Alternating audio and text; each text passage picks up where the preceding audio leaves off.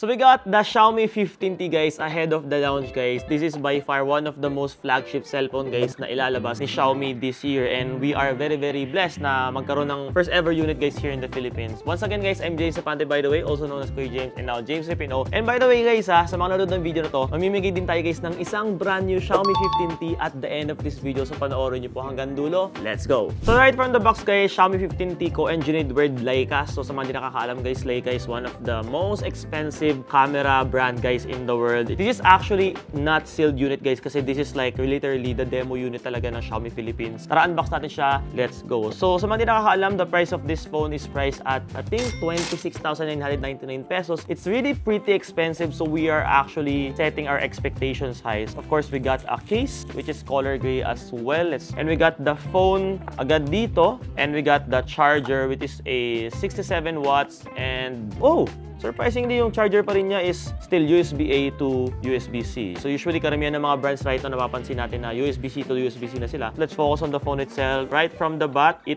feels literally premium, no? You see a triple camera here with a dual tone flash, no? And the Leica brand in the middle of the camera. I think this features a metal frame, but I don't think so. The back is a metal, but we will find out later. Pag nilagay natin siya sa case, ito magiging itsura niya. I think it's pretty slick, no? So this time pag-usapan naman natin yung display. So in terms of display guys, one thing na first na notice ko actually is yung bezel niya talaga. Napakanipis talaga ng bezel niya. And for some reason, napakaganda tignan ng display niya. So it features a 6.83 inches AMOLED display with a resolution of 1280 x 2772 to be specific, with a refresh rate also of 120 Hz. The brightness is actually very impressive at 3200 nits. Very, like interesting and very appreciable, especially despite of the price of 26,999 pesos. And the glass na ginamit po nila sa harapan nila is a Corning Gorilla Glass 7i, which is very well known na po sa tibay and scratch resistant on the daily use. But again, first impression, ginagamit ko yung display niya. Napaka-smooth talaga niya. Like, I don't know if papakita mo sa camera, naka-zoom in ba tayo? Like, sobrang detailed talaga, sobrang smooth nung display. So, display pa lang guys, wala na ako masabi. And by the way, yung camera niya sa harapan is naka-punch hole siya. So, which is very nice tignan. So, right na naman, pag-usapan naman natin yung performance and yung chipset ng cellphone na to. So, like sa performance guys nito, it features a processor of MediaTek Dimensity 8400, which is a octa-core processor with a maximum of 3.25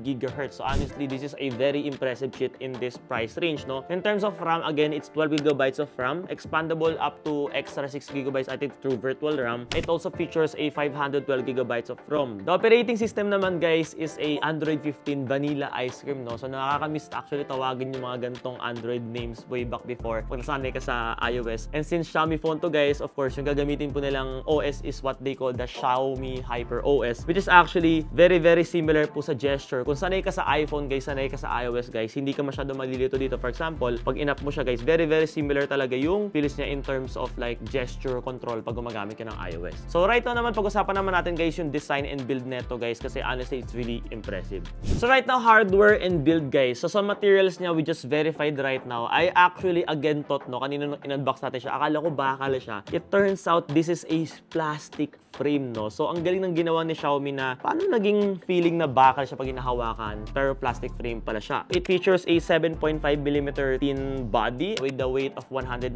grams to be specific. Honestly, magaan siya sa kamay. The port features a USB-C 3.2 USB support with OTG na rin yun. Audio is quad speakers, so 4 ang speakers guys ng cellphone na to. And yung security naman niya, it has an in-screen ultrasonic fingerprint sensor, and of course, a Face ID unlock na rin. I think for the price range of this phone, honestly, very nice to. Ang concern ko lang talaga in terms of like, let's say, premium feels is yung plastic frame niya. But since na-imitate ni Xiaomi for some reason nung in-unbox ko siya na parang akala ko bakal siya, well, I think they've done a good job on that. So right now naman, pag-usapan naman natin yung pinaka-favorite part ninyo, which is the camera of this cellphone. So right now, pag-usapan naman natin yung camera ng cellphone na to guys, kasi honestly, ito rin yung pinaka-exciting ako and ito rin yung pinaka-tinitignan ko whenever bibili ako ng bagong cellphone. So it features a triple lens camera, as you can see here guys, with a dual tone flash. Pag sinabing dual tone flash, the more tones yung flash, the more flash it features, the better na pag ginagamit mo siya in low light whenever gagamit ka ng flashlight or gagamit ka ng flash when you're taking photos. So again, this features a Leica, but again guys, pag sinabing Leica, it's already given guys na maganda talaga dapat yung camera nito. So I'm phones, giving a high expectation guys in terms of the camera ng cellphone na to. So the rear camera features a 50 megapixel Light Fusion 800 sensor camera. Yung ultra-wide naman po niya is at 12 megapixel and yung telephoto po niya is at 50 megapixel with 2x optical zoom based on paper. The front camera naman guys is at 32 megapixel. So tara, testingin natin siya right now guys kung ano mangyayari dito. But right now, let's say take a selfie muna. Ano magiging itsura natin guys on this phone. Wow, surprisingly maganda siya. Sure tayo habang nag-shoot. Picture natin si OKX F1 natin magiging itsura nito guys. So, check natin. 5, 4, 3, 2, 1. So we are actually in a studio right now. Base here actually, I think it's pretty decent naman no. So may mga bokeh, may mga details, may mga shadow. I think it's pretty given since it's a Leica camera. So again, we have set our expectations high. Gagawa pa ako ng mga pictures right now sa labas after ko sa video na to. So I will take photos and ipapakita ko siya right now sa inyo in 5, 4, 3, 2, 1. Bang, boom, bim, bam, bam. So as you can see guys, I think pretty decent and pretty reasonable naman po yung camera niya. It's not a camera na parang super na-impress ako. But for 26,999 pesos, I think pretty sulit naman na yung nakukuha natin in terms of the camera. So right now, next natin pag-usapan naman natin is yung battery at charging speed ng Xiaomi 15T. So the battery capacity guys, even na manipis siya actually, it goes beyond the current standard guys ng market right now. So ang standard market right now is at 5,000 mAh, but surprisingly the Xiaomi 15T gives more no. So it's at 5,500 mAh battery right now. And ang charging speed niya po again based on the charger kanina is at 67 watts with around 20 minutes of charge, probably almost 80% na yung battery mo in this phone. So this is really nice. Let's say for example, nagmamadali ka, hindi ka talaga mahilig mag-charge, kailangan mo na mabilis ang juice or mahilig ka sa mga power bank basta-basta on the go. I think the Xiaomi 15T will give you the good convenience in terms of battery or like daily usage. But for the battery, I think wala tayong magiging problema guys since yung 67 watts and yung 5,500 mAh na battery guys is already above standard guys right now in the current market of a phone that is worth 26,999 pesos. So right now guys, pag-usapan naman natin ng verdict ko dito. So ano bang tingin ko sa cellphone na to? Sulit ba talaga siya? Bibilin ko ba siya? Let's go!